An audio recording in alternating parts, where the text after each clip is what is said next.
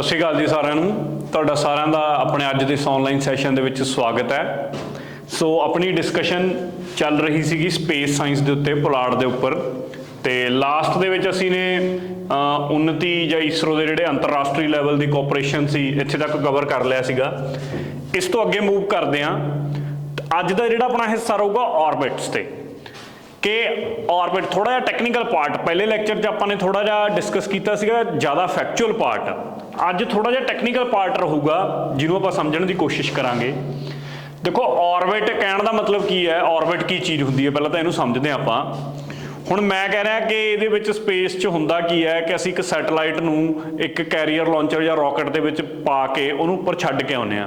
हुण उप्पर छड्ड के आउण दा इह मतलब तां नहीं हैगा कि जे ओह चंद दे बारे जानकारी लैण वास्ते कोई मिशन भेजिया तां ओह सिद्धा किते उप्पर उड़दा फिरी जा रिहा। ओह की करूगा, ओह चंद दे आले दुआले घुमूगा, ते घुमूगा भी दो तरीकिਆਂ ਨਾਲ घुम सकदा। ਜਾਂ ਤਾਂ ਉਹ ਸਰਕੂਲਰ ਮੋਸ਼ਨ, ਜਿਵੇਂ ਹੁਣ ਇੱਥੇ ਆ ਚੰਦ ਹੈ, ਐਵੇਂ ਉਹਦੇ ਵਿੱਚ ਸਰਕਲ ਦੀ ਗੋਲਾਕਾਰ ਫਾਰਮ ਦੇ ਵਿੱਚ ਘੁੰਮਦਾ ਫਿਰ ਰਿਹਾ ਉਹ ਸੈਟੇਲਾਈਟ ਜਿਹੜਾ ਤੁਹਾਡਾ ਹੈਗਾ, ਫਰਜ਼ ਕਰੋ ਆਹ ਸੈਟੇਲਾਈਟ ਹੈ ਮੇਰਾ। ਜਾਂ ਫਿਰ ਉਹ ਕੀ ਹੋ ਸਕਦਾ ਹੈ ਕਿ ਤੁਹਾਡੇ ਕੋਲ ਐਲਿਪਟੀਕਲ ਫਾਰਮ 'ਚ ਐਵੇਂ ਘੁੰਮੇ, ਅੰਡਾਕਾਰ ਫਾਰਮ ਦੇ ਵਿੱਚ। ਦੋ ਹੀ ਤਰੀਕਿਆਂ ਨਾਲ ਘੁੰਮ ਸਕਦਾ, ਠੀਕ ਹੈ। ਇੱਕ ਤਾਂ ਇਹ ਚੀਜ਼, ਇਹਨਾਂ ਨੂੰ ਹੀ ਅਸੀਂ ਆਰਬਿਟ ਬੋਲ ਦਿੰਦੇ ਹਾਂ, ਜਿਹੜਾ ਪਾਥ ਹੈ कि ये पाथ ऑर्बिट, ये रास्ता सानू ऑर्बिट कहाउंदा कि किहड़े ऑर्बिट दे विच घुम रहा है। ऑर्बिट इस गल दे उत्ते निर्धारित हुंदे ने कि तुसीं ने किन्नी दूर उस चीज़ नूं छड्ड के आउणा है। तुसीं ने 1000-2000 किलोमीटर उपर धरती तो छड्ड के आ रहे हो, जां फिर 35-36 हज़ार किलोमीटर उपर छड्ड के आ रहे हो। ये दूरी के आधार के उत्ते ही उहदा नाम बदल जाऊगा, किते उहनूं असीं कुछ बोलांगे, किते कुछ बोलांगे। अगली गल, हुण धरती की एक अपनी शक्ति है जिन्हों असीं गुरुत्वाकर्षण बोल दिंदे आ जां ग्रैविटेशनल फोर्स बोल दिंदे आ, ठीक है। हुण जिहड़ी ग्रैविटेशनल फोर्स है, ग्रैविटेशनल फोर्स भी तो किसी चीज़ नूं अपने वल खिंचदी है। जिवें असीं हुण उत्ते धरती ते खड़े आ तां सानूं भी तो उन्हीं खिंचिया होया। इन्हां दे केस 'च भी सेम चीज़ अप्लाई हुंदी है। जे तां तुसीं एक सैटेलाइट नूं धरती दे बहुत नेड़े छड्ड के आ रहे हो, ठीक है, 1000-1200 किलोमीटर की रेंज दे विच, तो जिहड़ी ग्रैविटेशनल पुल है उहदी खिच्चण की शक्ति है वो उन्नी ज़्यादा होगी। जे ज़्यादा होगी तो थोड़े उस सैटेलाइट नूं ज़्यादा स्पीड ते घुमना पऊगा, नहीं तो थल्ले डिग जूगा। जिवें वो मौत का कूआ, जिन्हों आपां मौत का खूह कहने, उहदे मोटरसाइकिल घुमाउंदे हुंदे ने, वो भी तो यही हुंदा कि उहदे विच भी जे वो स्लो है तो समझ लो डिगूगा ही डिगूगा, तेज घूमी जाऊगा तो घुमाई जाऊगा, वो कोई चक्कर नहीं हैगा। वो जिहड़ा भी सेंटीपिटल फोर्स है वो साइंस का कंसैप्ट है कि किहदा हुंदा, उहनूं उत्थे डिस्कस करांगे। तो यही चीज़ इहदे च हुंदी है। इहदा मतलब जे तुसीं नेड़े छड्ड के आउणा है तो बहुत तेज घुमाउणा पऊगा, जे तुसीं दूर जाना तो स्लो घूमूगा। तो आही चीज़ इहदे च लिखी हुई है कि जे ग्रैविटेशनल फील्ड घट हुंदा दूर, इसे करके सैटेलाइट की जिहड़ी स्पीड होगी वो घट होगी, नेड़े होगी तो सैटेलाइट की स्पीड भी उन्नी ही ज़्यादा होगी। हुण जे आपां ये सर्कुलर ऑर्बिट्स की गल कर लीए तो ज़्यादातर सर्कुलर ऑर्बिट ही इहदे विच यूज हुंदे ने। तो वो अगे किन्ने टाइप के हुंदे ने? लोअर अर्थ ऑर्बिट जिन्हों असीं लियो बोल दिंदे आ, मीडियम अर्थ ऑर्बिट मीओ कहा जाता है, जियो सिंक्रोनस ऑर्बिट जीएसओ कहाउंदा है, जियो स्टेशनरी ऑर्बिट जियो कहाउंदा है, जीईओ या जियो स्टेशनरी बोल दो, हाई अर्थ ऑर्बिट एचईओ। किहदे आधारित ने? आधारित हैगे ने जी सिंपली कि किन्ने एल्टीट्यूड ते डिस्टेंस ते तुसीं सैटेलाइट नूं छड्ड के आ रहे हो। जे तो दूरी 200 किलोमीटर तो लैके, मैं कहूँगा इत्थे ये स्पैसीफिक ना चलियो तुसीं कि 1200 पक्का नहीं, तुसीं 2000 की रेंज मन के चलो कि 2000 किलोमीटर तक तुसीं छड्ड के आ रहे हो 200 तो कोई भी चीज़, तो लोअर अर्थ ऑर्बिट दे विच कहाऊगी कि तुसीं लोअर अर्थ ऑर्बिट छड्ड के आए हो। 2000 तो 35790, 35790 किलोमीटर, यानी कि अप्रॉक्सीमेटली 36000 किलोमीटर जे तुसीं किसी चीज़ नूं छड्ड के आए हो तो मीडियम अर्थ ऑर्बिट की कहाऊगी। ਇਹਦੀ रेंज यानी कि 2000 तो 36000 ਦੇ ਵਿੱਚ ਉਹ 3 भी हो सकता है, वो 15000 भी हो सकता, 20000 भी किलोमीटर हो सकता, वो साढ़े मीडियम अर्थ ऑर्बिट कहाउणगे। एग्जैक्ट तुसीं 36000 किलोमीटर ते छड्डती जाके चीज़ वो कहाऊगी तुहाडे कोले जियो सिंक्रोनस। जियो स्टेशनरी, जियो सिंक्रोनस की ही फर्दर एक टाइप हुंदी है, उहनूं आपां अगे डिस्कस करते हैं। तो दोहे ही किन्नी डिस्टेंस ते होणगे 36000 किलोमीटर के अप्रॉक्सीमेटली। जे तुसीं ने 36000 तो भी पार बुलाती चीज़, मतलब 36000 भी टप गई, फिर असीं उहनूं बोलांगे जी हाई अर्थ ऑर्बिट।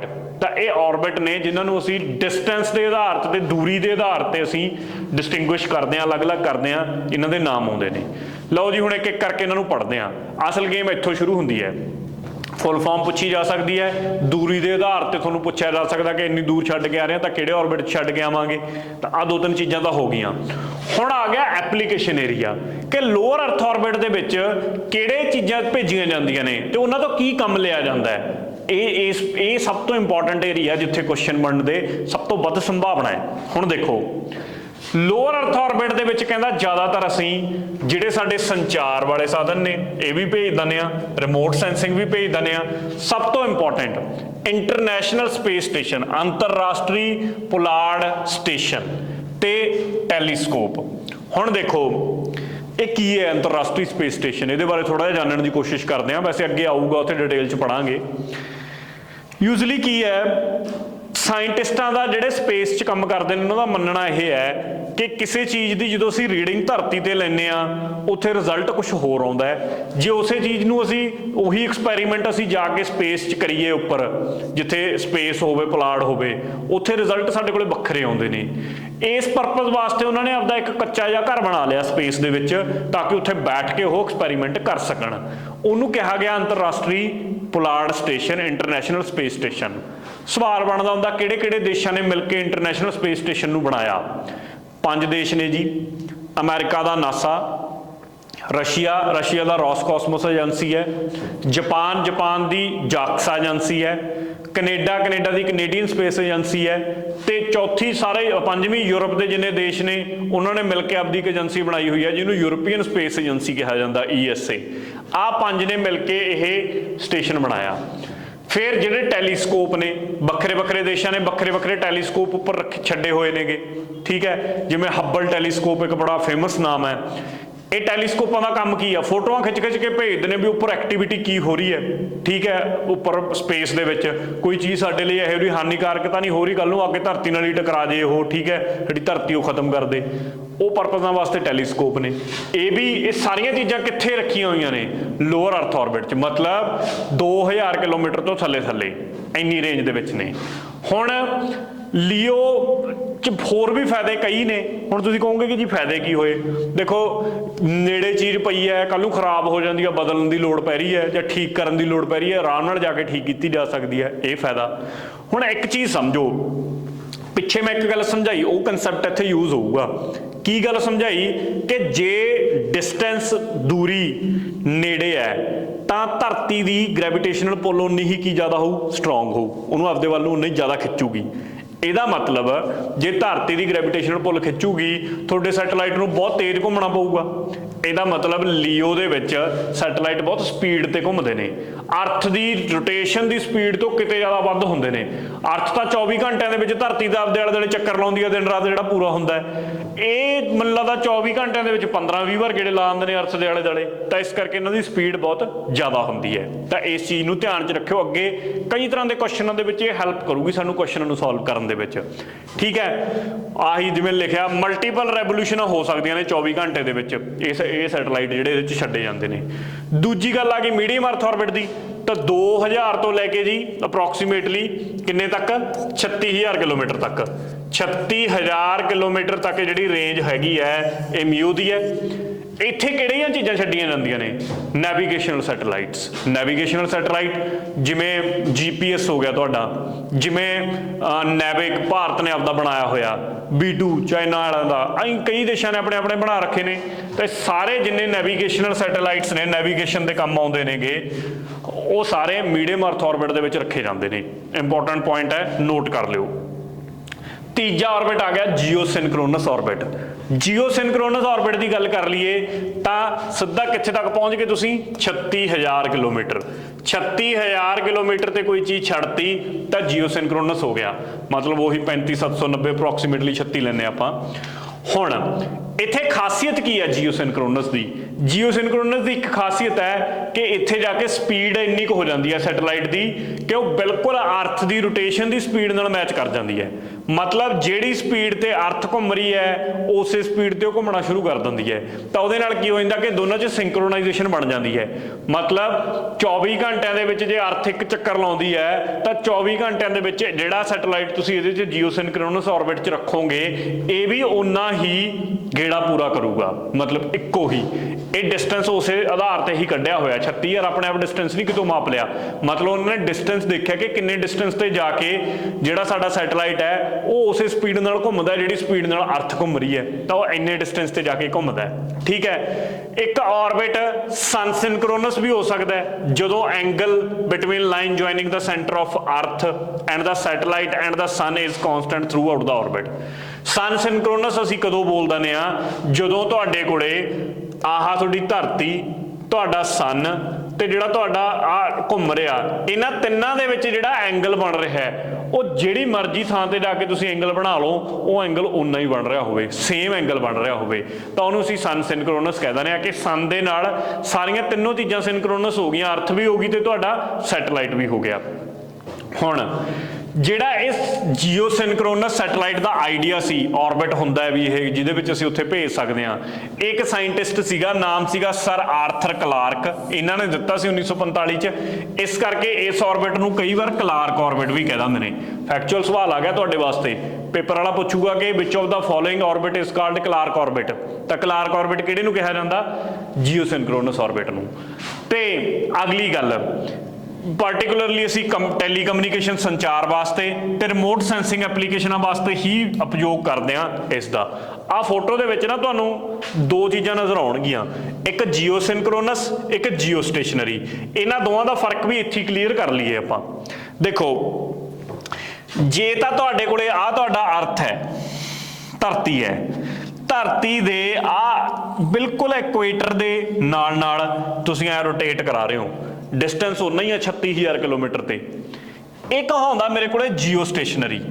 ਕਿਉਂ ਜੀਓ ਸਟੇਸ਼ਨਰੀ ਕਹਾਉਂਦਾ ਹੈ? मतलब ਕਿ ਇਹਦੇ ਨਾਲ ਹੋਊਗਾ ਕੀ, ਇਹਦੇ ਨਾਲ ਹੁੰਦਾ ਇਹ ਹੈ ਕਿ ਜਿਵੇਂ ਆ ਪੈਨ ਹੈ, ਆ ਪੈਨ ਇੱਥੇ ਆ ਸਾਹਮਣੇ, ਮੈਂ ਘੁੰਮ ਰਿਹਾ ਨਾਲ ਨਾਲੇ ਪੈਨ ਵੀ ਘੁੰਮੀ ਜਾ ਰਿਹਾ, ਮੈਨੂੰ ਇਹ ਪੈਨ ਮੈਨੂੰ ਤਾਂ ਇੱਥੇ ਖੜਾ ਨਜ਼ਰ ਆ ਰਿਹਾ, ਮੈਨੂੰ ਤਾਂ ਪਤਾ ਨਹੀਂ ਲੱਗ ਰਿਹਾ ਘੁੰਮੇ ਪੈਨ ਵੀ ਰਿਹਾ ਘੁੰਮ ਮੈਂ ਵੀ ਰਿਹਾ, ਪਰ ਦੋਹਾਂ ਦੀ ਘੁੰਮਣ ਦੀ ਸਪੀਡ ਸੇਮ ਹੈ ਤੇ ਐਂਗਲ ਵੀ ਸਾਡਾ ਇੱਕੋ ਹੀ ਹੈ, ਐਂਗਲ 'ਚ ਵੀ ਕੋਈ ਫਰਕ ਨਹੀਂ ਹੈਗਾ। ਇਸ ਕਾਰਨ ਇਹ ਚੀਜ਼ ਮੈਨੂੰ ਇੱਥੇ ਖੜੀ ਹੀ ਨਜ਼ਰ ਆਉਂਦੀ ਹੈ। ਤੇ ਜਿਹੜੇ ਵੀ ਅਸੀਂ ਜੀਓ ਸਟੇਸ਼ਨਰੀ ਆਰਬਿਟ 'ਚ ਸੈਟੇਲਾਈਟ ਭੇਜਦੇ ਹਾਂ ਉਹਨੂੰ ਦਿਨੇ ਦੇਖੋ, ਰਾਤ ਨੂੰ ਦੇਖੋ, ਚਾਹੇ 1 ਵਜੇ ਦੇਖੋ, ਚਾਹੇ 1 ਵਜੇ ਦਿਨ ਦੇ ਦੇਖੋ, ਚਾਹੇ ਰਾਤ ਦੇ ਦੇਖੋ, ਤੁਹਾਨੂੰ ਉਹ ਉੱਥੇ ਹੀ ਖੜਾ ਨਜ਼ਰ ਆਊ, ਤੁਹਾਨੂੰ ਲੱਗੂਗਾ ਵੀ ਇਹ ਤਾਂ ਘੁੰਮ ਹੀ ਨਹੀਂ ਰਿਹਾ। ਇਸੇ ਕਰਕੇ ਤੁਹਾਨੂੰ ਜੀਓ ਸਟੇਸ਼ਨਰੀ कहता। पर जदों यही मैं थोड़ा जिहा एंगल ऑफ इनक्लीनेशन पा दा, मतलब कि इनू मैं थोड़ा जिहा टेढ़ा ऐ कर दा, जिवें आह लाइन मार रहा मैं, ਇਹ ਜਿਹੜੀ ਲਾਈਨ ਹੈ ਇਹ ਜੀਓਸਿੰਕਰੋਨਸ ਦੀ ਹੈ। ਜੀਓਸਿੰਕਰੋਨਸ ਦੇ ਵਿੱਚ ਥੋੜਾ ਜਿਹਾ ਐਂਗਲ ਆਫ ਇਨਕਲੀਨੇਸ਼ਨ ਹੁੰਦਾ ਹੈ, ਮਤਲਬ ਆਹ ਚੀਜ਼ ਹੁੰਦੀ ਹੈ ਨਾਰਥ ਤੇ ਸਾਊਥ ਵੱਲ। ਇਹ ਜਦੋਂ ਫਿਰ ਐਂ ਘੁੰਮਦਾ ਨਾ, ਕਦੇ ਇਹ ਉੱਪਰ ਹੋ ਜਾਂਦਾ, ਕਦੇ ਥੱਲੇ ਹੋ ਜਾਂਦਾ, ਉੱਪਰ ਹੋ ਜਾਂਦਾ, ਥੱਲੇ ਹੋ ਜਾਂਦਾ। ਇਹਦੇ ਨਾਲ ਸਾਨੂੰ ਜਿਹੜਾ ਉਹ ਸੈਟੇਲਾਈਟ ਹੈ ਨਾ ਨਾਰਥ ਤੇ ਸਾਊਥ ਵੱਲ ਐਵੇਂ ਟਿਲਟ ਕਰਦਾ ਨਜ਼ਰ ਆਉਂਦਾ ਕਿ ਨਾਰਥ 'ਚ ਜਾ ਰਿਹਾ, ਸਾਊਥ 'ਚ ਜਾ ਰਿਹਾ। ਜਦੋਂ ਇਹ ਇੱਧਰ ਉੱਪਰ ਹੈ ਇੱਥੇ ਸਾਨੂੰ ਲੱਗੂਗਾ ਨਾਰਥ ਵੱਲ ਨੂੰ, ਉੱਪਰ ਨੂੰ। ਜਦੋਂ ਇਹ ਐਂ ਘੁੰਮ ਕੇ ਆਹ ਉੱਪਰ ਹੋ ਜੂਗਾ, ਥੱਲੇ ਹੋ ਜੂਗਾ, ਇੱਧਰਲਾ ਹਿੱਸਾ ਐਂ ਹੋ ਜੂ, ਜਦੋਂ ਇਹ ਫਿਰ ਆਹ ਉੱਪਰ ਲੱਗਣ ਲੱਗ ਜੂ ਸਾਨੂੰ। ਇਹ ਵੀ 36000 ਕਿਲੋਮੀਟਰ ਦੀ ਹੈ, ਤਾਂ ਦੋਹੇ 36000 ਕਿਲੋਮੀਟਰ ਤੇ ਨੇ। JIO stationery is one of the type of, ਤੁਸੀਂ ਸਬ ਟਾਈਪ ਕਹਿ ਸਕਦੇ ਹੋ ਜੀਓ ਸਿੰਕਰੋਨਸ ਦਾ, ਕਿ ਇਹਦੇ ਵਿੱਚ ਸਾਨੂੰ ਸਟੇਸ਼ਨਰੀ ਨਜ਼ਰ ਆਉਂਦਾ ਹੈ। ਇਸੇ ਕਰਕੇ ਇੱਕ ਗੱਲ ਕਹੀ ਜਾਂਦੀ ਹੈ ਕਿ ਸਾਰੇ ਜੀਓ ਸਟੇਸ਼ਨਰੀ ਜਿੰਨੇ ਹੁੰਦੇ ਨੇ ਉਹ ਸਾਰੇ ਦੇ ਸਾਰੇ ਜੀਓ ਸਿੰਕਰੋਨਸ ਹੁੰਦੇ ਨੇ, ਕਿਉਂਕਿ 36000 ਕਿਲੋਮੀਟਰ ਦੀ ਰੇਂਜ ਦੇ ਵਿੱਚ ਨੇ। ਪਰ ਸਾਰੇ ਜੀਓ ਸਿੰਕਰੋਨਸ ਜੀਓ ਸਟੇਸ਼ਨਰੀ ਹੋਣ ਇਹ ਕੋਈ ਜ਼ਰੂਰੀ ਨਹੀਂ ਹੈਗਾ, ਕਿਉਂਕਿ ਕਈ ਜਿਹੜੇ ਟਿਲਟ ਹੋ ਕੇ ਐਵੇਂ ਆਉਂਦੇ ਨੇ ਉਹ ਸਾਨੂੰ ਉੱਥੇ ਖੜੇ ਨਹੀਂ ਨਜ਼ਰ ਆਉਂਦੇ ਉਸ ਤਰੀਕੇ ਨਾਲ। ਤਾਂ ਇਹ ਦੋਨੋਂ ਗੱਲਾਂ ਨੂੰ ਮਾਰਕ ਕਰ ਲਿਓ, ਕਿਸੇ ਕੁਐਸਚਨ 'ਚ ਟੇਢੇ ਵਿੰਗੇ ਤਰੀਕੇ ਨਾਲ ਪੁੱਛੀਆਂ ਜਾ ਸਕਦੀਆਂ ਹੁੰਦੀਆਂ। ਅੱਗੇ ਆ ਜਾਓ ਪੋਲਰ ਆਰਬਿਟ। ਪੋਲਰ ਆਰਬਿਟ ਦੇ ਵਿੱਚ ਕੀ ਹੈ, ਜੇ ਤੁਸੀਂ ਨਾਰਥ ਤੇ ਸਾਊਥ ਪੋਲ ਦੇ ਹਿਸਾਬ ਨਾਲ ਘੁਮਾਉਂਦੇ ਹੋ ਐਵੇਂ, ਹੁਣ ਨਾਰਥ ਤੋਂ ਸਾਊਥ ਪੋਲ ਇਹ ਨਾ ਨੇੜੇ ਹੁੰਦਾ polar orbit. Polar orbit 36000 kilometre ਤੇ ਜਾ ਕੇ ਨਹੀਂ ਬਣਦਾ, ਇਹ ਨੇੜੇ ਬਣਦਾ ਜਿਵੇਂ ਲੋਅਰ ਅਰਥ ਆਰਬਿਟ ਦੇ ਵਿੱਚ ਹੀ। ਜੇ ਲੋਅਰ ਅਰਥ ਆਰਬਿਟ 'ਚ ਬਣਦਾ ਹੈ, ਇਹਦਾ ਮਤਲਬ ਇੱਥੇ ਸਪੀਡ ਬਹੁਤ ਤੇਜ਼ ਹੋਊ ਘੁੰਮਣ ਦੀ।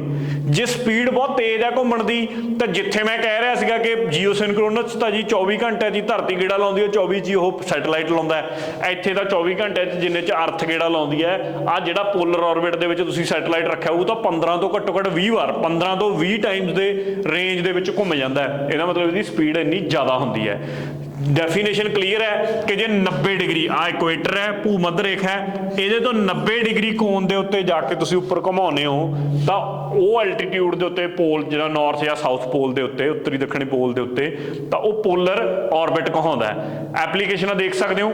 ਐਪਲੀਕੇਸ਼ਨਾਂ ਵੈਦਰ ਫੋਰ ਟਰੈਕਿੰਗ, ਯਾਨੀ ਕਿ ਤੁਸੀਂ ਵਾਤਾਵਰਣ ਦੀ ਟਰੈਕਿੰਗ ਕਰਨੀ ਹੈ, ਮੌਸਮ ਦਾ ਪਤਾ ਲਾਉਣਾ, ਵਾਯੂਮੰਡਲ ਦੀਆਂ ਸਥਿਤੀਆਂ ਦਾ ਪਤਾ ਲਾਉਣਾ ਹੈ।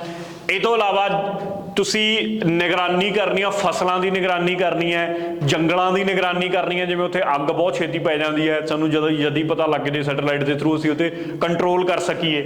ਆਹ ਸਾਰੀਆਂ ਚੀਜ਼ਾਂ ਐਪਲੀਕੇਸ਼ਨਾਂ ਪੋਲਰ ਆਰਬਿਟ ਦੇ ਵਿੱਚ ਹੁੰਦੀਆਂ ਨੇ। ਪੋਲਰ ਆਰਬਿਟ 'ਚ ਤੁਹਾਨੂੰ ਸੈਟੇਲਾਈਟ ਛੱਡਣਾ ਪਊਗਾ ਤਾਂ ਆਹ ਸਾਰੀਆਂ ਕੰਮ ਲਏ ਜਾ ਸਕਦੇ ਨੇ, ਉਹ ਵੀ ਬਹੁਤ ਵਧੀਆ ਤਰੀਕੇ ਨਾਲ।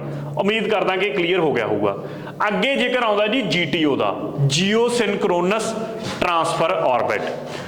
ਮੰਗਲਯਾਨ ਫਿਲਮ ਦੇਖੀ ਹੋਊਗੀ ਤੁਸੀਂ ਨੇ, ਜਿਹਨੇ ਨਹੀਂ ਦੇਖੀ ਤਾਂ ਦੇਖਿਓ ਜ਼ਰੂਰ, ਕਿਉਂਕਿ ਉਹ ਚੀਜ਼ ਦਾ ਕਨਸੈਪਟ ਇਹਦੇ ਵਿੱਚ ਯੂਜ਼ ਹੁੰਦਾ। ਯੂਜ਼ਲੀ ਕੀ ਕਨਸੈਪਟ ਹੁੰਦਾ ਦੇਖਿਓ।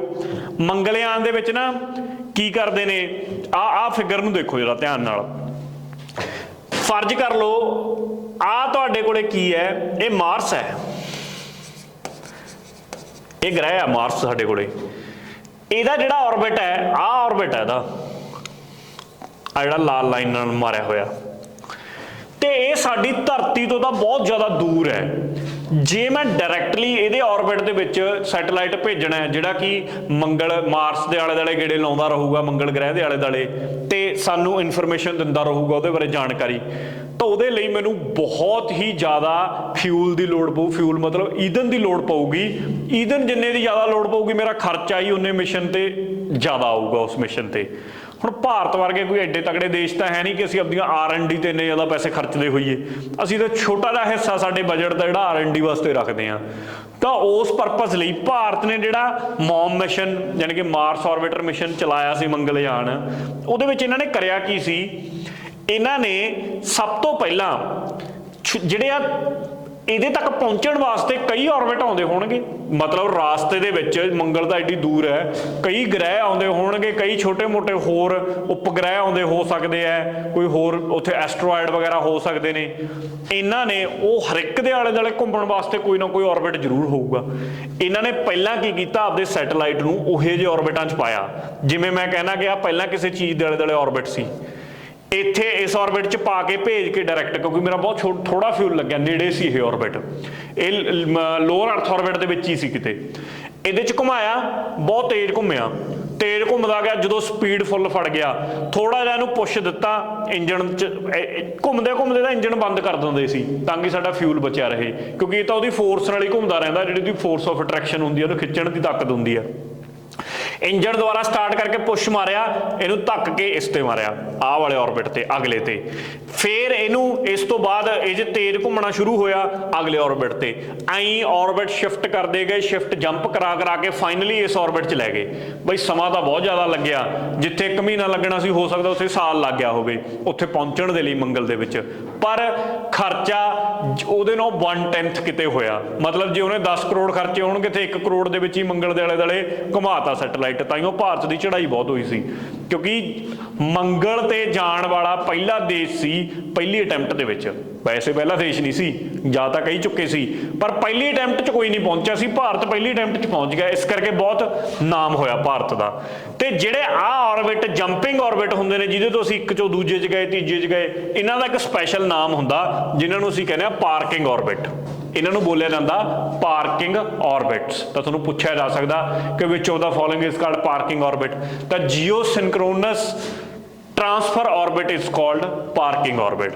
आ फोटो दे विच तुहाडे कोले सारे बनाए पे ने, आ पोलर भी बनाया पिया, सन सिंक्रोनस भी बनाया पिया, आ जियो सिंक्रोनस इत्थे तुसीं देख सकदे हो, ठीक है, इक्वेटोरियल देख सकदे हो आ वाला। तो सारे ही ये एक कॉमन जी फोटो आ सारे जिन्ने मैं तुहानूं पढ़ाए ने ऑर्बिट उन्हां दी। तो मैं उम्मीद करदा कि ऑर्बिटां वाली कहानी तुहाडे हिसाब च आ गई होगी कि किहड़े ऑर्बिट हुंदे, फुल फॉर्मां इंपॉर्टेंट ने, डिस्टेंस इंपॉर्टेंट है, एप्लीकेशन इंपॉर्टेंट आ तीन चीज़ां याद करनियां ने ते तिन्नां दे आधार ते ही तुहानूं क्वेश्चन पेपर च पूछे जाणगे। कुछ को क्वेश्चन देख लेने फिर ऑर्बिट्स दे आपां किन्ना कुछ तुहानूं समझ आया, भी गल समझ आ जूगी ते बहाने सिर थोड़ी थोड़ी प्रैक्टिस भी हो जूगी क्वेश्चनस दी। पहले क्वेश्चन ते मूव करते हैं। लोअर अर्थ ऑर्बिट की गल चली है, कहना एक सर्कुलर ऑर्बिट है जिहदे विच रिमोट सेंसिंग वास्ते इहनूं वरत्या जा सकदा। बिल्कुल जी, मैं पहले ही दस्सिया कि सारियां टाइप्स कीदियां ने, सर्कुलर ऑर्बिट दियां ने ते lower earth orbit remote sensing लई वरत्या जा सकदा, इह 'च कोई दोहराए नहीं। इन्हां नूं पोलर ऑर्बिट भी कहा जाता। हुण ये बड़ी ट्रिकी जी गल है। हुण इत्थे जिहने तां मेरी गल ध्यान नाल सुनी होऊगी, ਜਦੋਂ मैं एक गल कही सी कि पोलर नेड़े हुंदे ने ते नेड़े होण करके उत्थे स्पीड भी की हुंदी है, बहुत तेज़ हुंदी है। ते लोअर अर्थ ऑर्बिट च भी यही गल समझाई है कि 2000 किलोमीटर तक है ते इहदे विच स्पीड बहुत ज़्यादा होऊगी, तां करके दोनों गल्लां मैच कर रही ने, तां ही इहनूं पोलर ऑर्बिट का नाम कहा इत्थे। थोड़ा जिहा ट्रिकी वे नाल क्वेश्चन पुट करिया होया तां दो ही गल्लां सही हो गईयां। वैसे लोअर अर्थ ऑर्बिट अलग है, पोलर ऑर्बिट अलग है, पर इहनूं बोलिया जा सकदा, बिल्कुल बोलिया जा सकदा। अगे आ जाओ, middle earth orbit, medium earth orbit आना सीगा, मिडल किधरों लिखा गया, एक second. So it is medium earth orbit, ठीक है, इत्थे करैक्ट कर लियो, मैनूं लग्या कि मैं ही गलत हाँ। तो इट इज मीडियम अर्थ, क्योंकि फुल फॉर्म्स पूछियां जांदियां ने तो पर्टिकुलर होकर पढ़नियां पैणगियां। सब तो कॉमन जिहड़ा इहदा यूज है वो हैगा for satellites in this region for navigation वास्ते, जिवें GPS हो गया, आही चीज़ मैं पढ़ाई है कि मीडियम अर्थ ऑर्बिट जिहड़ा 2000 तो लगभग 36000 किलोमीटर की रेंज दे विच तुसीं कुछ भी छड्डदे हो वो मेरे को यही कहाउंदा है। तो ये चीज़ आपां समझ गए कि नैविगेशन वास्ते ये गल भी लिखी है, कोई दोहराए नहीं। कम्यूनीकेशन सैटेलाइट जिहड़े नॉर्थ ते साउथ पोल नूं कवर करते हैं वो भी इस ऑर्बिट च रखे जा सकते हैं, बिल्कुल रखे जा सकते हैं यार। देखो एवें कुछ नहीं है कि मीडियम अर्थ ऑर्बिट दे विच उहनूं तुसीं नहीं रख पाओगे, रख सकते हो पर उन्नी एफिशिएंसी नहीं आऊगी, क्योंकि कम्यूनीकेशन सैटेलाइट ज़्यादातर असीं जियो सिंक्रोनस च भेजते हैं 36000 किलोमीटर की रेंज दे विच, क्योंकि उत्थे सानूं ज़्यादा वधिया सिग्नल स्ट्रैंथ या ज़्यादा वधिया परफॉर्मेंस होंदी है उहदी, पर घੱਟ परफॉर्मेंस दे दूगा कोई इशू नहीं, पर रखा जरूर जा सकता। तो इस करके इहदियां गल्लां दोनों ही ठीक ने मेरे को। अगला जियो सिंक्रोनस ऑर्बिट, कंसीडर करो ये स्टेटमेंट्स जियो सिंक्रोनस ऑर्बिट बारे। सैटेलाइट जिहड़ा इस दे विच ट्रैवल करता है वो एग्जैक्टली उही स्पीड ते चलदा ट्रैवल करदा जिवें अर्थ ट्रैवल करती है। देखो ये गल समझ के, हुण मैं बार बार समझाउण दी तां लोड़ नहीं, मैं दस ही दिता कि उत्थे उन्नी स्पीड हो जाती है। अगली गल, ये सैटेलाइट जिहड़ा हुंदा इहदी हाइट 36000 किलोमीटर तक हुंदी है। दो ही गल्लां करैक्ट ने जी, बिल्कुल सही, सी करैक्ट आंसर हो गया। पिछे दोबारा सुन सकते हो, यही चीज़ एक्सप्लेन की है मैं पिछे जो समझाए ने। जियो स्टेशनरी ते आ जाओ। जियो स्टेशनरी सैटेलाइट जिहड़ा हुंदा कहंदा इहदे च जिहड़ा तुसीं सैटेलाइट भेजदे हो उहदी सेम ऑर्बिटल पीरीयड हुंदा। एक टर्म आई आ ऑर्बिटल पीरीयड। ऑर्बिटल पीरीयड की हुंदा, आहा एक ऑर्बिट, आ जिहड़ा ऑर्बिट है इहदा, एक कोई भी चीज़ आ, कोई बॉडी कह लो, अर्थ कह लो चाहे, ਇਹਦੇ ਵਿੱਚ ਇੱਕ ਪੂਰਾ ਚੱਕਰ ਆਪਦੇ ਆਰਬਿਟ ਦੇ ਵਿੱਚ ਲਾਉਣ ਵਾਸਤੇ ਜਿੰਨਾ ਸਮਾਂ ਉਹਨੂੰ ਲੱਗਿਆ ਉਹਨੂੰ ਅਸੀਂ ਉਹਦਾ ਆਰਬਿਟਲ ਪੀਰੀਅਡ ਕਹਿ ਦਿੰਦੇ ਆ। ਮਾਰਸ ਦੇ ਆਲੇ ਦੁਆਲੇ ਇੱਕ ਸੈਟੇਲਾਈਟ ਨੂੰ ਘੁੰਮਣ ਦੇ ਵਿੱਚ ਕਿੰਨਾ ਟਾਈਮ ਲੱਗ ਗਿਆ ਉਹਦਾ ਇੱਕ ਆਰਬਿਟਲ ਪੀਰੀਅਡ ਹੈ। ਆਰਬਿਟਲ ਪੀਰੀਅਡ अर्थ के ऑर्बिटल पीरीयड जिहड़ा उहदा रोटेशन पीरीयड है उहदे बराबर हो जाता है, बिल्कुल बराबर हो जाता है। जियो स्टेशनरी च तां ही तां सानूं खड़िया नज़र आउंदा, क्योंकि जिन्नी स्पीड ते अर्थ साडे कोले रोटेट करदी है उन्नी ही ऑर्बिटल स्पीड दे उत्ते तुहाडा सैटेलाइट चक्कर ला रहा हुंदा है। तां पहली गल बिल्कुल सही, यही तो डेफिनेशन है साडे कोले जियो स्टेशनरी ऑर्बिट दी। दूजी गल, ये बहुत अच्छा है टैलीविजन ब्रॉडकास्टिंग वास्ते, वैदर मोनीटरिंग वास्ते, कम्यूनीकेशन वास्ते, बिल्कुल। DTH कम्यूनीकेशन, ये सारे जिहड़े सैटेलाइट हुंदे ने ये जियो स्टेशनरी या फिर जियो सिंक्रोनस ऑर्बिट दे विच ही भेजे जाते हैं। दोहे गल्लां करैक्ट ने, पर पुछियां गईयां ने गलत किहड़ियां ने, तां गलत हो गई डी, क्योंकि कोई भी गलत नहीं हैगी, दोनों ही सही ने मेरे कोले। अगला क्वेश्चन हैगा अंतरिक्ष कॉरपोरेशन लिमिटेड। ਤਾਂ ਆਪਾਂ ਨੇ ਫਸਟ ਲੈਕਚਰ ਦੇ ਵਿੱਚ ਪੜ੍ਹਿਆ ਸੀਗਾ ਕਿ ਮੇਰੇ ਕੋਲੇ ਕਮਰਸ਼ੀਅਲ ਆਰਮਸ ਵੱਖਰੀਆਂ ਵੱਖਰੀਆਂ ਕੱਢਤੀਆਂ, ਠੀਕ ਹੈ, ਜਿਹਦੇ ਵਿੱਚੋਂ ਇੱਕ ਕਮਰਸ਼ੀਅਲ ਆਰਮ ਦਾ ਕੀ ਨਾਮ ਹੈ, ਅੰਤਰਿਕਸ਼ ਕਾਰਪੋਰੇਸ਼ਨ ਲਿਮਿਟਿਡ। ਪਹਿਲੀ ਗੱਲ ਕਹਿ ਰਿਹਾ ਕਿ ਇਹ ਪੂਰੀ ਤਰ੍ਹਾਂ ਨਾਲ, ਇੱਕ ਤਾਂ ਇਹ ਪੁਲਾੜ ਵਿਭਾਗ ਦੇ ਅੰਡਰ ਹੈ ਤੇ ਭਾਰਤ ਸਰਕਾਰ ਦੀ ਪੂਰੀ ਤਰ੍ਹਾਂ ਮਲਕੀਅਤ ਹੈ ਇਹਦੇ ਉੱਤੇ, ਯਾਨੀ ਕਿ ਭਾਰਤ ਸਰਕਾਰ ਹੀ ਇਹਨੂੰ ਗਵਰਨ ਕਰਦੀ ਹੈ। ਦੂਜੀ ਗੱਲ ਇਹ ਕਹਿੰਦਾ ਕਿ ਇਹਨੂੰ ਇਨਕੋਰਪੋਰੇਟ ਕੀਤਾ ਗਿਆ ਪ੍ਰਾਈਵੇਟ ਲਿਮਿਟਿਡ ਕੰਪਨੀ ਦੇ ਤੌਰ ਤੇ ਗਵਰਨਮੈਂਟ ਆਫ ਇੰਡੀਆ ਦੁਆਰਾ, ਬਿਲਕੁਲ ਜਿਹੜੀ ਸਾਡੀਆਂ ਸਟਾਕ ਐਕਸਚੇਂਜਸ ਨੇ ਉਹਦੇ ਉੱਤੇ ਪਾਇਆ ਗਿਆ, ਲਿਸਟ ਕੀਤਾ ਗਿਆ ਇਹਨਾਂ ਨੂੰ। ਤਾਂ ਦੋਹੇ ਗੱਲਾਂ ਕਰੈਕਟ ਨੇ, ਕੁਛੀਆਂ ਰੋਂਗ ਨੇ, ਡੀ ਆਨਸਰ ਹੋ ਗਿਆ। ਤਾਂ ਇਹ ਮੇਰੇ ਕੋਲੇ ਕੁਝ ਕੁਐਸਚਨ ਸੀ। ਹੁਣ ਅਸੀਂ ਸਨ ਸਿਨਕ੍ਰੋਨਸ ਵੀ ਦੇਖ ਲੈਂਦੇ ਹਾਂ, ਜਿਹੜਾ ਸਨ ਸਿਨਕ੍ਰੋਨਸ ਆਰਬਿਟ ਦੀ ਆਪਾਂ ਗੱਲ ਕਰ ਰਹੇ ਸੀ। ਸਨ ਸਿਨਕ੍ਰੋਨਸ ਆਰਬਿਟ ਇੱਕ ਟਾਈਪ ਪੋਲਰ ਆਰਬਿਟ ਹੈ, ਠੀਕ ਹੈ, ਜਿਹਦੇ ਵਿੱਚ ਆਬਜੈਕਟਸ ਜਿਹੜੀਆਂ ਹੁੰਦੀਆਂ ਨੇ ਉਹ ਸਿਨਕ੍ਰੋਨਸ ਚ ਹੁੰਦੀਆਂ ਨੇ ਸਨ ਨਾਲ, ਕਿ they can pass over an earth region at the same local time every day. ਮਤਲਬ ਤੁਸੀਂ ਇੱਕ ਚੀਜ਼ ਦੇਖੋ, ਤੁਸੀਂ ਆ ਜਿਹੜੀ ਆਬਜੈਕਟ ਹੈ, ਕੋਈ ਵੀ ਆਬਜੈਕਟ ਮੰਨ ਲਓ, ਇਹ ਜਿੱਥੇ ਵੀ ਜਾ ਰਹੀ ਹੈ, ਇੱਥੇ ਵੀ ਗਈ, ਇੱਥੇ ਵੀ ਗਈ, ਸਨ ਦੇ ਨਾਲ ਜਿਹੜਾ ਇਹਦਾ ਐਂਗਲ ਆਫ ਇਨਕਲੀਨੇਸ਼ਨ ਆ ਨਾ, ਆਹ ਇਹ ਸੇਮ ਹੈ, ਇਹਦੇ ਵਿੱਚ ਕੋਈ ਫਰਕ ਨਹੀਂ ਪੈਂਦਾ। ਇਹ ਜਦੋਂ ਚੀਜ਼ ਉਤਪੰਨ ਹੋ ਜੇ, ਉਸ ਚੀਜ਼ ਨੂੰ ਅਸੀਂ ਸਨ ਸਿਨਕ੍ਰੋਨਸ ਆਰਬਿਟ ਕਹਿੰਦੇ ਆ ਕਿ ਇਸ ਟਾਈਮ ਉਹ ਸਨ ਸਿਨਕ੍ਰੋਨਸ ਆਰਬਿਟ ਦੇ ਵਿੱਚ ਘੁੰਮ ਰਿਹਾ ਹੈ। ਇਹਦਾ ਮਤਲਬ ਸਿੰਪਲੀ ਇਹ ਹੈ ਕਿ ਹਰ ਜਗ੍ਹਾ ਦੇ ਉੱਤੇ ਸੂਰਜ ਦੀ ਉਨੀ ਹੀ ਰੋਸ਼ਨੀ ਪਹੁੰਚੂਗੀ, ਇਲੂਮੀਨੇਸ਼ਨ ਪਹੁੰਚੂਗੀ, ਚਾਹੇ ਉਰੇ ਚੈੱਕ ਕਰ ਲਓ, ਉਰੇ ਚੈੱਕ ਕਰ ਲਓ, ਤੁਹਾਨੂੰ ਉਨੀ ਹੀ ਇਲੂਮੀਨੇਸ਼ਨ ਨਜ਼ਰ ਆਊਗੀ। ਕੰਸਿਸਟੈਂਟ ਲਾਈਟਨਿੰਗ ਹੋਣ ਕਰਕੇ, ਕਿ ਲਗਾਤਾਰ ਲਾਈਟ ਪੈਂਦੀ ਹੈ ਸਨ ਦੀ, ਫਿਰ ਇਹਦੀ ਐਪਲੀਕੇਸ਼ਨ ਏਰੀਆ ਵੀ ਉਹੋ ਜਿਹਾ ਹੀ ਹੋ ਜਾਂਦਾ।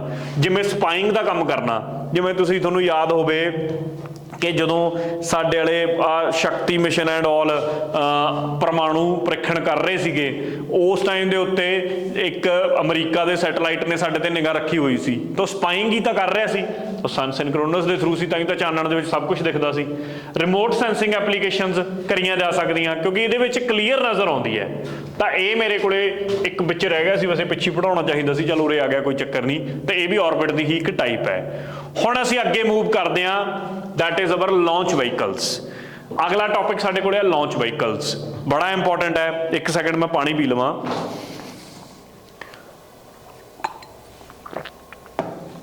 ਹਾਂਜੀ, ਲਾਂਚ ਵਹੀਕਲਸ। ਲਾਂਚ ਵਹੀਕਲਸ ਨੂੰ ਜੇ ਆਪਾਂ ਦੇਖੀਏ, ਭਾਰਤ ਨੇ ਕਿਹੜੇ ਕਿਹੜੇ ਲਾਂਚ ਵਹੀਕਲਸ ਹੁਣ ਤੱਕ ਬਣਾਏ ਨੇ, ਆ ਫੋਟੋ ਚ ਸਾਹਮਣੇ ਨੇ ਤੁਹਾਡੇ। SLV 1 2 3 ਸਭ ਤੋਂ ਇੰਪੋਰਟੈਂਟ ਸੀ ਕਿਉਂਕਿ ਫੇਮਸ ਹੋਇਆ ਸੀਗਾ, ਇਹ ਚੰਗੀ ਪਰਫਾਰਮੈਂਸ ਵਾਲਾ ਸੀ। Augmented satellite launch vehicle ASLV, polar satellite launch vehicle, ਇਹਦੇ ਕਈ ਵੇਰੀਐਂਟ ਨੇ, ਸਾਰੇ ਪੜਾਂਗੇ। GSLV Mark 2, GSLV Mark 3, ਇਹ ਸਭ ਤੋਂ ਲੇਟੈਸਟ ਹੈ GSLV Mark 3। ਇੱਕ ਨਾ ਟਰਮ ਆਊਗੀ ਅੱਗੇ, strap on boosters, strap on boosters. ਇਹ ਉੱਥੇ ਇਹਨੂੰ ਪੜ੍ਹ ਕੇ ਕਨਫਿਊਜ਼ ਨਾ ਹੋ ਜਿਓ। ਆਹ ਜਿਹੜੇ ਨਾਲ ਸਿਲੰਡਰ ਜੇ ਲੱਗੇ ਹੋਏ ਨੇ, ਇਹਨਾਂ ਨੂੰ ਅਸੀਂ ਸਟ੍ਰੈਪ ਔਨ ਬੂਸਟਰਸ ਕਹਿੰਦੇ ਆ। ਇਹ ਥੱਲੋਂ ਉੱਪਰ ਉੱਡਣ ਦੇ ਵਿੱਚ ਸ਼ਕਤੀ ਪ੍ਰਦਾਨ ਕਰਦੇ ਨੇ, ਪੁਸ਼ ਮਾਰਦੇ ਨੇ ਉੱਪਰ ਨੂੰ। ਕਈਆਂ ਦੇ ਵਿੱਚ 2 ਨੇ, ਕਈਆਂ 'ਚ 4 ਨੇ, ਕਈਆਂ 'ਚ 8 ਨੇ, ਐਵੇਂ ਸਟ੍ਰੈਪ ਔਨ ਬੂਸਟਰਸ ਲੱਗੇ ਹੋਣਗੇ। ਇੱਥੇ ਹੀ ਦੱਸਤੀ ਕਿਉਂਕਿ ਅੱਗੇ ਤੁਸੀਂ ਕਨਫਿਊਜ਼ ਹੋਵੋਗੇ ਜਦੋਂ ਉਹ ਟਰਮ ਦਾ ਜ਼ਿਕਰ ਆਇਆ। ਹੁਣ ਇਹਨਾਂ ਦੀ ਹਾਈਟ, ਇਹਨਾਂ ਦਾ ਭਾਰ ਵੱਖਰਾ ਵੱਖਰਾ। ਸਾਡੇ ਲਈ ਸਭ ਤੋਂ ਮਹੱਤਵਪੂਰਨ ਚੀਜ਼ ਨੇ ਥੱਲੇ ਵਾਲੀਆਂ 2 3। ਜਿਹੜਾ ਇਹਦੇ ਵਿੱਚ ਈਂਧਨ ਵਰਤਿਆ ਜਾਂਦਾ ਸਾਰਾ ਸੋਲਿਡ ਹੁੰਦਾ। ਦੂਜਾ 40 ਕਿਲੋ ਭਾਰ ਲੈ ਕੇ ਉੱਡ ਸਕਦਾ ਹੈ। ਤੀਜਾ ਸਿਰਫ ਲੋਅਰ ਅਰਥ ਆਰਬਿਟ ਤੱਕ ਹੀ ਜਾ ਸਕਦਾ। ਦੇਖੋ ਹੁਣ ਜਿਵੇਂ ਆਹੀ ਗੱਲਾਂ ਸਿੱਧੀਆਂ ਪੜਾਉਣ ਲੱਗ ਜਾਂਦਾ, ਤੁਹਾਨੂੰ ਕੋਈ ਗੱਲ ਸਮਝ ਆਉਣੀ ਸੀ ਕੀ ਹੈ ਜੀ ਲੋਅਰ ਅਰਥ ਆਰਬਿਟ ਕੀ ਹੈ। ਹੁਣ ਜੇ ਪਹਿਲਾਂ ਲੋਅਰ ਅਰਥ ਆਰਬਿਟ ਚੀਜ਼ ਪਤਾ ਲੱਗੀ, ਫੇਰ ਹੀ ਮੈਂ ਹੁਣ ਉੱਥੇ ਸਿੱਧਾ ਕਹਿੰਦਾ ਤੁਹਾਨੂੰ ਸਮਝਾਉਂਗਾ ਨਾ ਕਿ ਸਿੱਧਾ ਲੋਅਰ ਅਰਥ ਆਰਬਿਟ ਤੱਕ ਜਾ ਸਕਦਾ। ਇਸ ਕਰਕੇ ਜਿਹਨੇ ਪਿਛਲੇ ਲੈਕਚਰ ਨਹੀਂ ਸੀਰੀਜ਼ 'ਚ ਦੇਖੇ ਹੋਣਗੇ, ਵਿੱਚੋਂ ਵਿਚਾਲੋ ਸ਼ੁਰੂ ਕਰਨਗੇ, ਤੇ ਨਵੇਂ ਸਟੂਡੈਂਟ ਨੇ ਜਿਨ੍ਹਾਂ ਨੇ ਸਾਇੰਸ ਟੈਕ ਨਹੀਂ ਪੜ੍ਹਿਆ, ਉਹਨਾਂ ਨੂੰ ਸਮਝ ਨਹੀਂ ਆ ਸਕਦੀ ਸਾਇੰਸ ਟੈਕ। ਤੁਹਾਨੂੰ ਕਰੰਟ ਪੜ੍ਹਨ ਵਾਸਤੇ ਵੀ ਪਹਿਲਾਂ ਸਟੈਟਿਕ ਪੜ੍ਹਨਾ ਪਊਗਾ। ਸਟੈਟਿਕ ਪੜ੍ਹ ਕੇ ਤੁਹਾਨੂੰ ਟਰਮਸ ਕਲੀਅਰ ਕਰਨੀਆਂ ਪੈਣਗੀਆਂ, ਤਾਂ ਤੁਹਾਡੇ ਕਰੰਟ ਵਾਲੀਆਂ ਟਰਮਸ ਕਲੀਅਰ ਹੋਣਗੀਆਂ, ਨਹੀਂ ਰੱਟੇ ਨਹੀਂ ਵੱਜ ਸਕਦੇ ਉਸ ਚੀਜ਼ ਨੂੰ। ਲਓ ਜੀ, 40 ਕਿਲੋ ਤੱਕ ਭਾਰ ਲਿਜਾ ਸਕਦਾ ਜੀ ਇਹ, ਜਿਹੜੀ ਇਹਦੀ ਖਾਸੀਅਤ ਸੀ। ਤੇ ਲੋਅਰ ਅਰਥ ਆਰਬਿਟ 'ਚ ਜਾਂਦਾ ਸਾਰੇ ਹੀ ਸੋਲਿਡ ਫਿਊਲ ਹੁੰਦਾ ਹੈ। ਇਹਦੇ 'ਚ ਵੀ ਸਾਰਾ ਹੀ ਸੋਲਿਡ ਫਿਊਲ ਹੁੰਦਾ। ਇਹਦੀ ਕਪੈਸਿਟੀ ਥੋੜੀ ਵੱਧ ਗਈ, 150 ਕਿਲੋ ਤੱਕ ਲਿਜਾ ਸਕਦਾ, ਤੇ ਇਹ ਵੀ ਲੋਅਰ ਅਰਥ ਆਰਬਿਟ 'ਚ ਹੀ ਜਾਂਦਾ। PSLV ਲਗਭਗ 2000 ਕਿਲੋ ਤੱਕ ਚੱਕ ਸਕਦਾ। ਤੇ ਇਹ सन सिंक्रोनस पोलर ऑर्बिट तक ले जा सकता सन सिंक्रोनस। GSLV की खासियत होर वधाती 2200 किलो तक, जिहड़ा मेरे को MK2 आ ये 2200 किलो तक लैके जाता है, तो ये GTO तक ले जा सकता ट्रांसफर ऑर्बिट तक। ये सब तो इंपॉर्टेंट है, जो लेटेस्ट है, इसकी कैपेसिटी 4000 किलो तक है। 4000 किलो तक भार ये GTO तक लैके उड़ सकता। ये भी 3 स्टेज है, ये भी 3 स्टेज है। ये फ्यूल सॉलिड लिक्विड है, ये सॉलिड लिक्विड क्रायोजेनिक। ये गल मैं हाले तो क्लीयर नहीं कर रहा, अगे क्लीयर करदा कि सॉलिड लिक्विड क्रायोजेनिक चीज़ की है। ठीक है, मोटा मोटा ओवरव्यू मिल गया कि किहड़े भारत ने हुण तक बनाए ने।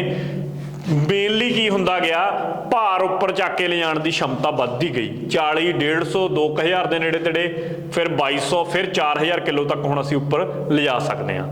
एक होंदे ने साउंडिंग रॉकेट्स, अजकल न्यूज़ च भी ने ये साउंडिंग रॉकेट्स बड़े ज़्यादा।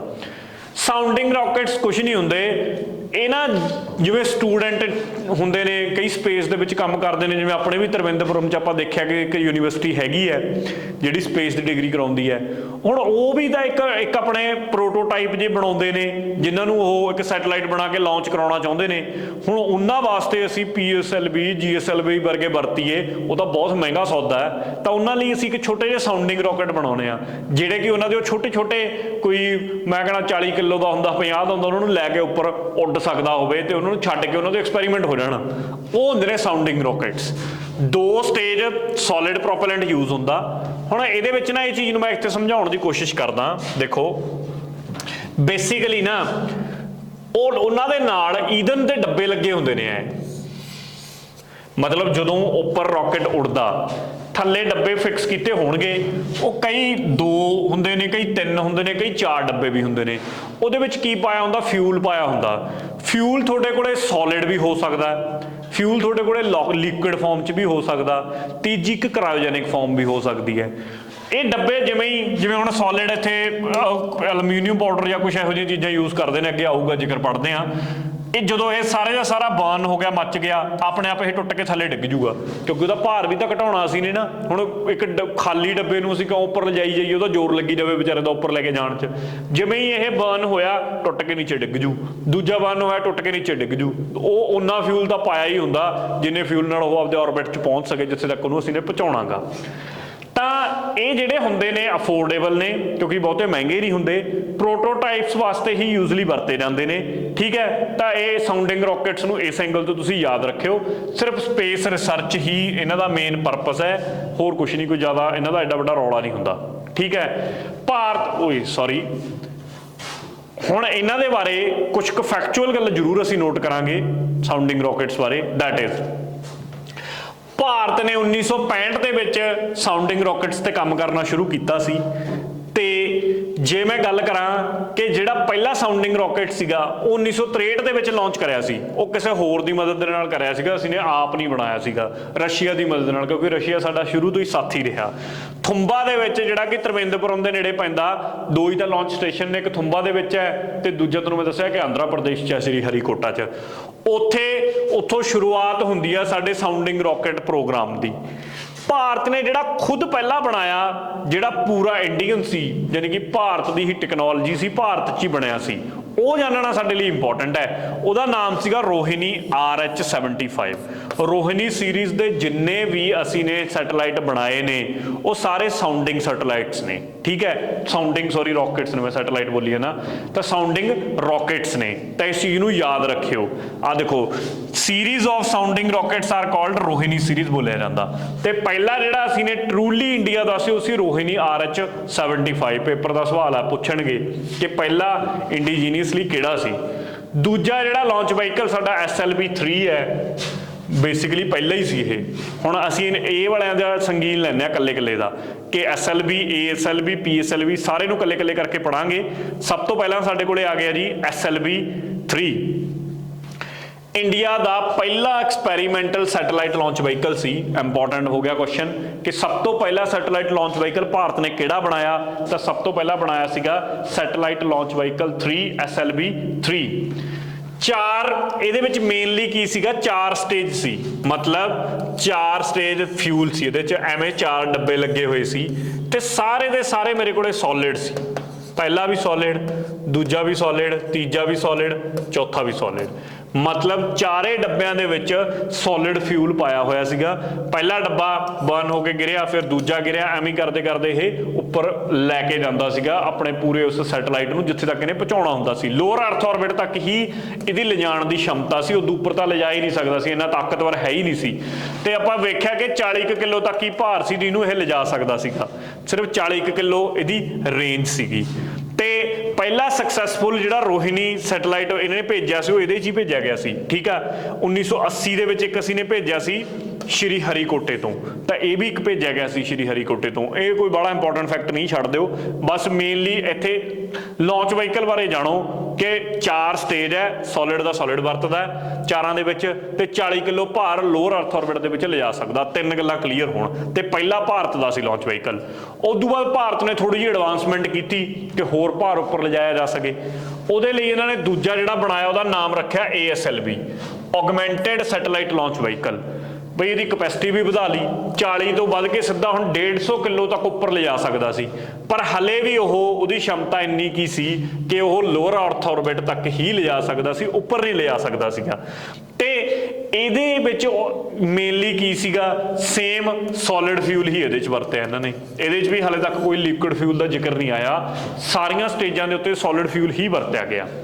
लो जी, ये हो गया। उस तो बाद फिर आउंदा मेनली साडे 2 महत्वपूर्ण ने, PSLV ते GSLV। ये महत्वपूर्ण ने ज़्यादातर। फिर असीं ने PSLV बनाया। PSLV 3rd generation vehicles India का, क्योंकि 2 तो ऑलरेडी बन चुके ने, जिहड़ा कि 1994 दे विच जाके ऑपरेशनलाइज हुंदा। ਇਹਦੇ ਵਿੱਚ ਪਹਿਲੀ ਵਾਰ ਲਿਕੁਇਡ ਸਟੇਜਾਂ ਦਾ ਇਸਤੇਮਾਲ ਕੀਤਾ ਗਿਆ। ਹੁਣ ਤੱਕ ਤਾਂ ਸੋਲਿਡ ਹੀ ਆ ਰਹੀਆਂ ਸੀ, 4 ਸਟੇਜ ਪ੍ਰੋਗਰਾਮ ਸੀ, मतलब फ्यूल 4 स्टेजां दे विच सी। शुरुआत हमेशा सॉलिड तो ही की जाती है।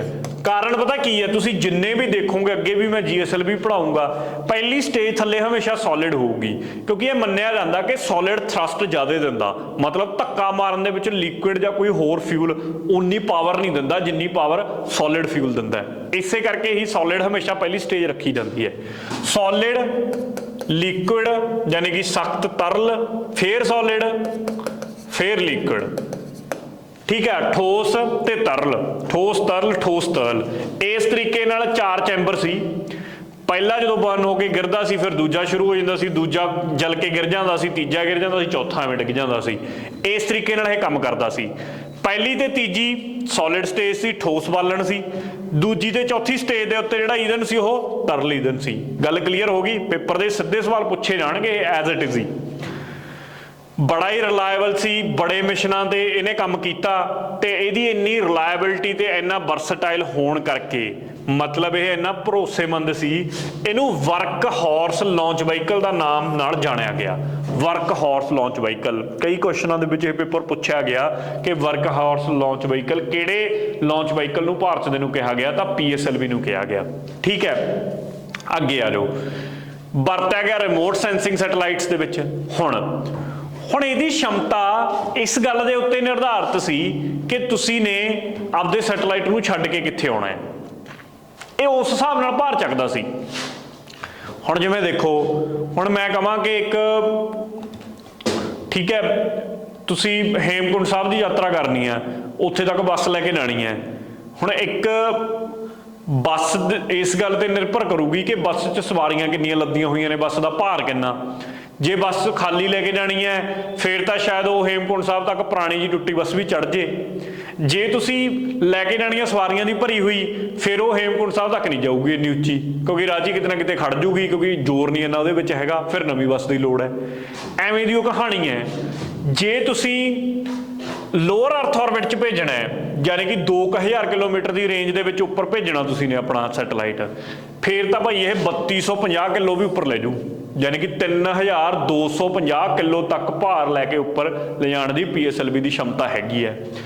जे तुसी ने सन सिंक्रोनस च ले जाना है, मतलब सिंपल हो गया कि तुसी ने 36000 किलोमीटर तक लैके जाना है, फिर इसकी क्षमता घट जाती है तो सिर्फ 1600 kg रह जाती है। GTO दे विच होर घट गई, 1400 किलो तक रह गई।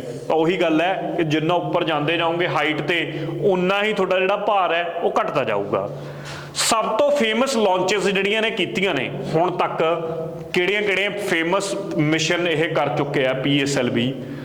ਚੰਦਰਯਾਨ 1 ਜਿਹੜਾ 2008 ਦੇ ਵਿੱਚ ਭਾਰਤ ਨੇ ਭੇਜਿਆ ਸੀ ਚੰਦਰਮਾ ਤੇ, ਮਾਰਸ ਆਰਬਿਟਰ ਮਿਸ਼ਨ ਜਿਹਨੂੰ ਮੰਗਲਯਾਨ ਕਿਹਾ ਗਿਆ, ਉੱਥੇ ਵੀ ਇਹਦਾ ਹੀ ਇਸਤੇਮਾਲ ਕੀਤਾ ਗਿਆ PSLV ਦਾ। PSLV C-37 ਨੇ ਇੱਕ ਰਿਕਾਰਡ ਬਣਾਇਆ ਸੀਗਾ ਪਿੱਛੇ 2017 ਦੇ ਵਿੱਚ ਕਿ ਇਹਦੇ ਵਿੱਚ ਇੱਕ ਫਲਾਈਟ ਦੇ ਵਿੱਚ ਹੀ ਸਿੰਗਲ ਫਲਾਈਟ 'ਚ 104 ਸੈਟੇਲਾਈਟ ਇਕੱਠੇ ਲੈ ਕੇ ਉੱਡ ਗਿਆ ਸੀ ਉੱਪਰ।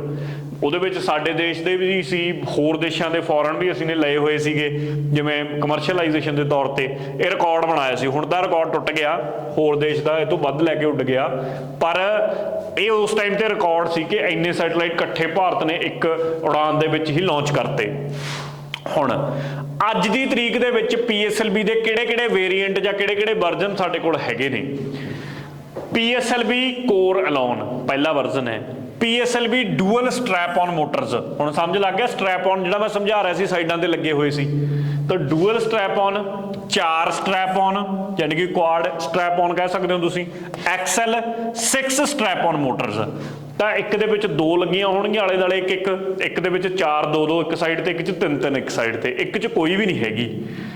ਇਹ ਸਾਰੀਆਂ ਹੀ 4 ਸਟੇਜ ਨੇ, ਇਹ ਗੱਲ ਕਲੀਅਰ ਹੋਵੇ ਤੁਹਾਨੂੰ ਕਿ ਸਾਰੀਆਂ ਦੇ ਵਿੱਚ 4 ਸਟੇਜ ਆਪਰੇਸ਼ਨ ਹੋਊ, ਸੋਲਿਡ ਲਿਕੁਇਡ। ਸਟੇਜ 1 ਜਿਹੜਾ ਹੁੰਦਾ, ਠੀਕ ਹੈ, ਉਹ ਆਗਮੈਂਟਡ, ਉਹਦੇ ਵਿੱਚ 6 ਸਟ੍ਰੈਪ ਔਨ ਬੂਸਟਰਸ ਨੇ ਜਿਹੜੇ ਕਿ ਬੇਸਿਕਲੀ ਜ਼ਿਆਦਾਤਰ ਨਾ ਕਹਿੰਦੇ ਅਸੀਂ ਜਿਹੜੇ G ਤੇ XL ਵੇਰੀਏਸ਼ਨਸ ਨੇ ਇਹਦੀਆਂ ਬੇਸਿਕਲੀ ਉਹਨਾਂ ਦੇ ਵਿੱਚ ਹੀ ਸਟ੍ਰੈਪ ਔਨ ਬੂਸਟਰਸ ਦਾ ਜ਼ਿਆਦਾ ਇਸਤੇਮਾਲ ਹੁੰਦਾ।